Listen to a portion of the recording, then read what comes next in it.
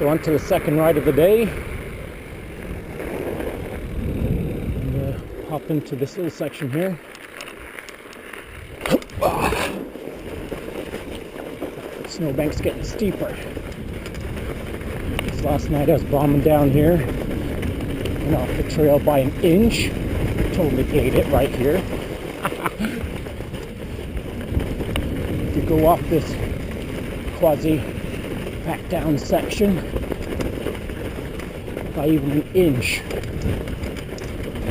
you are onto some deeper powder, which is like hitting a pack of chewed up bubble gum. Takes you off your bike pretty quick.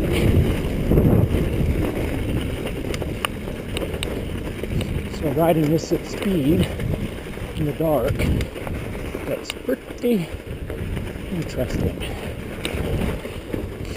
Of course, because of the new snowfall and things aren't fully packed down,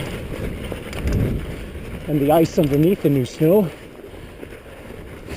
makes for some interesting hydroplaning at high speed.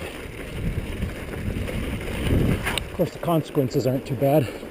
You just end up wiping out in deep snow,